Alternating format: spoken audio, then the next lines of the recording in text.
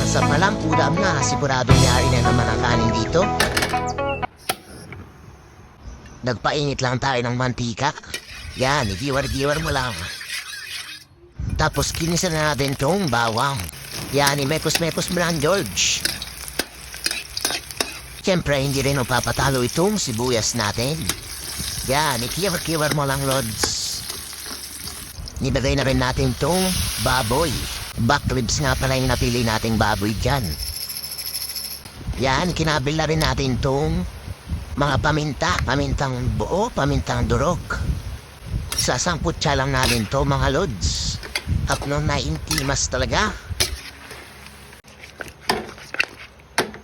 Yan, kinabil na rin natin tong soy sauce. At itong pineapple juice. Naglagay na rin tayo ng dahon ng laurel. At hindi mawawala ang ating sili. Yan, naglagay na rin pala tayo ng danom. At isasabay na rin natin itong ilalaga ang itlog. Yan, okay na to, mga Lods. Kaya hinango na rin natin itong mga itlog.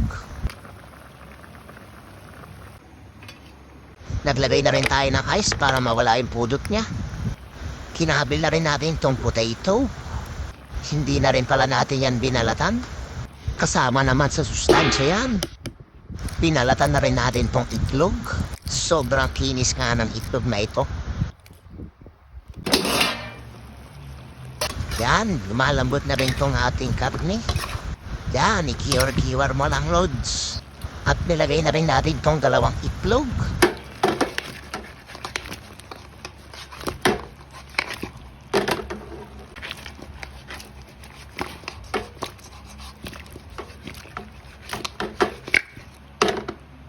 Siguradong patay na naman ang kanin nito, mga Lods.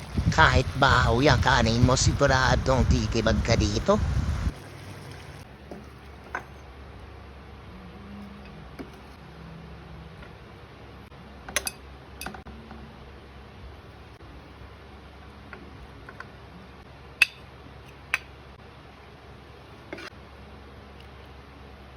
Naglagay na rin tayo ng daon ng sibuyas.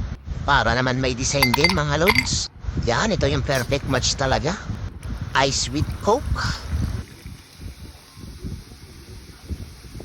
Mahantayon, mga karuba. At mabisinahon. Yan, try mo na yan, mga Lods. At baka matira pa ng iba.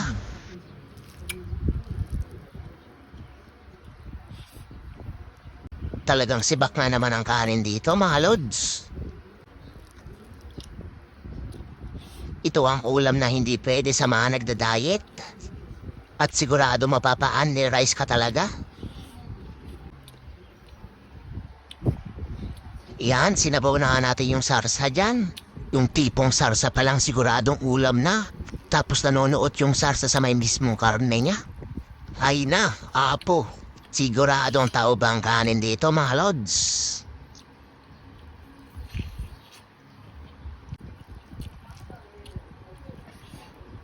Yan, Lods, tirahin mo na yung itlog. Masarap rin talaga sa adobo yung may nilagang itlog. Ay na, apo, talagang kawawa ang rice natin dito, mga Lods.